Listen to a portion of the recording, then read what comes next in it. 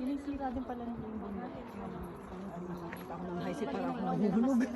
Pag may mga Pero ang ganda sa baba. Kaya Doon nakita mo, nandito katapos yung mga siguro para mo. Kahit lang walang paa. Pwede rin magtaas-taas na. Mga Israelita. But before, it is a fortified city, no?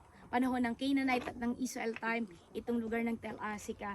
So when you say Tel, ang ibig sabihin yung ruins. Kaya mapansin nyo, may mga excavation, archaeological remains, relics, kung saan ito ay mga ebidensya ng kasaysayan na ganap dito sa lugar ng Asica, okay? So ngayon, maliban pa itong Asica, no, ay pinoprotektahan yung western border ng location na ito.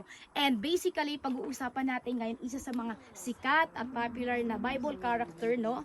Walang iba kundi si Joshua. Familiar kayo? Si Joshua. Baka yung pangalan ex ninyo si Joshua. Hindi po yan. Si Joshua na isang Israelita. Ating pag-uusapan. At ang aklat na ating pag-uusapan, nais kong ibahaga ay walang iba kundi sa aklat ng Joshua. So yung aklat ng Joshua sa Old Testament, this is the city of Canaan. Ibig sabihin po, lahat o yung kabuuan ng kwento ay ng aklat ng Joshua, ito po ay puros pananakop lamang ng mga Israelita. Yun yung pinakalaman nung aklat ng Joshua. Kaya nga tinatawag natin, this is the city or the book of Canaan. Now, kung ready na kayo at paanong napasama at mahalaga itong lugar na ito, hindi lang siya natin. This is the largest land territory na meron ibinigay sa 12 tribes of Israel. Ito pong land of Judah. Okay? Kaya ready na kayo, malapit na tayo. Magparklaan dyan si Boss Matanes sa taas sa Ela. No? Bato na lang. Bato na lang. Bato na lang. Kumbaga, ano lang sa'yo na doon. Kasi naguguho na. ganda ng mga araw. Tingnan mo, ngayon ako naarawan ng ganito.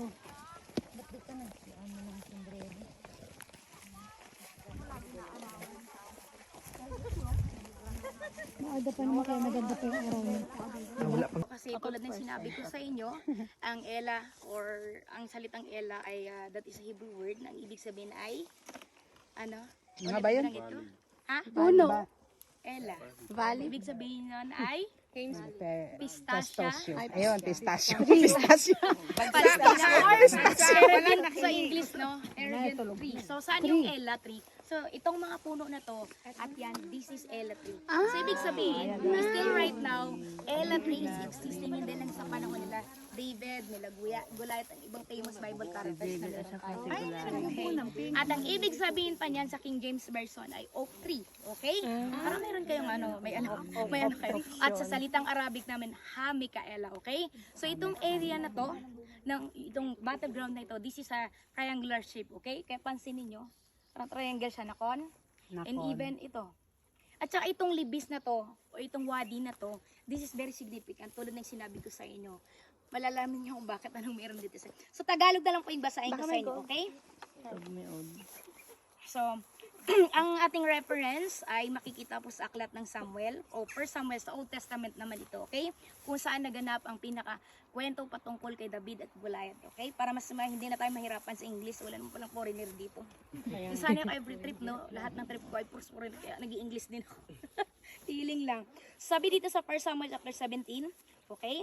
Nagsama-sama ang mga hukbong Pilisteo sa Soko, na sakop ng Juda upang lusubin ng Israel. Nagkampo sila sa Ephes Damim na nasa pagitan ng Soko at Azekah. So ito yung Azekah, okay? Azekah and Soko, magkakalapit lang sila dito.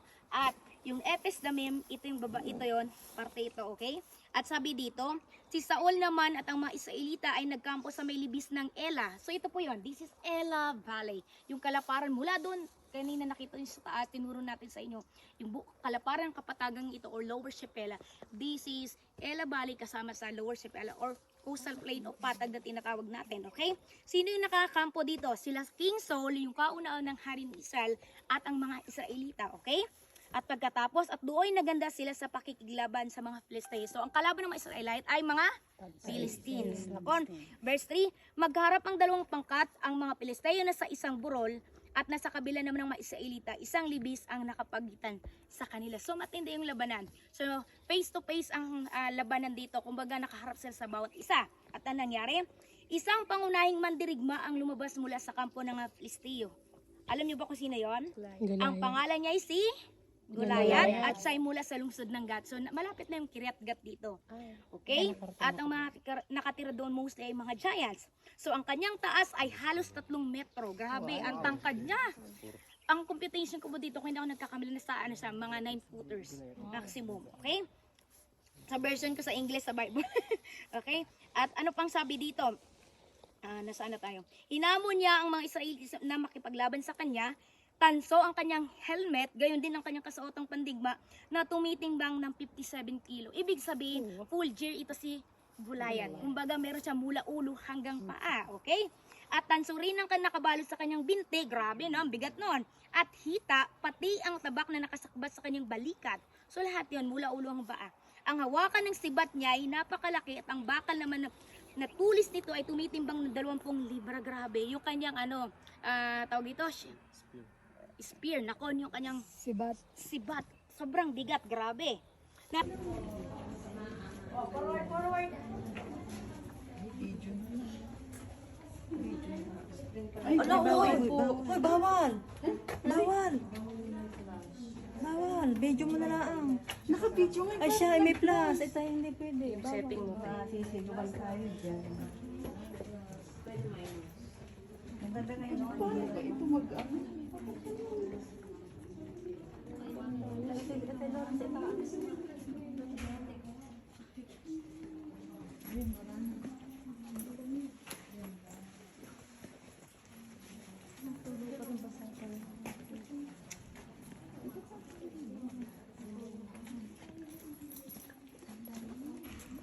Oo nga po.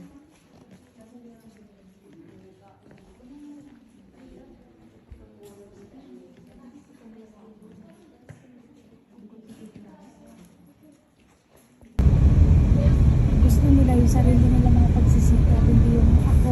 So magka-problema man yun, di labas ako dyan. Ako sabihin pa ng mga apo ko, kung hindi niya niyayayaya na todo.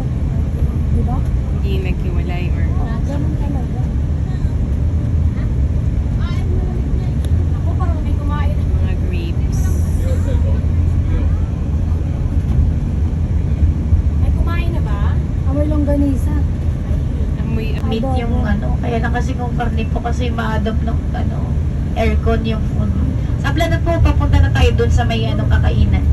Habang inaayos namin yung, hinihintay namin ng reply nung sa grade. Yung history, yung nangyari dito. Kaya mapansin nyo, hindi na siya buo. More on ruins na mga remains, relics na lang makikita nyo. While along the way, isa-isay natin sila para mas ma-explore nyo itong Tel Akis. Malaki to. Kaya lang yung mga highlights na puntahan natin dito hanggang sa maabot natin yung sitting throne. Thank you. Ng hari. Okay? Ng mga hari. Thank you, welcome. Thank you. Thank you. Okay, sino pa? Ako te! O sige, punta ka na doon. Ako po. The 12 kings of the tribe of Judah.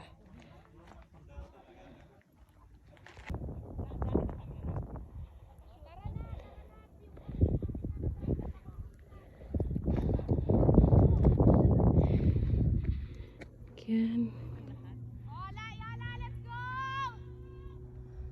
Grapes. Sa Bible naman, merong ang sinasabi na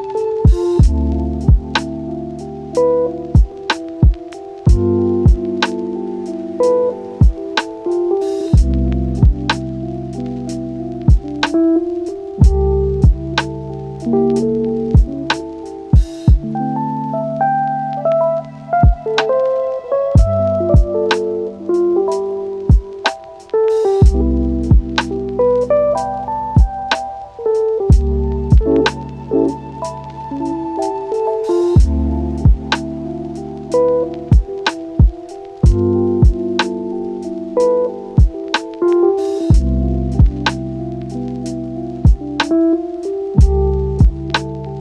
you.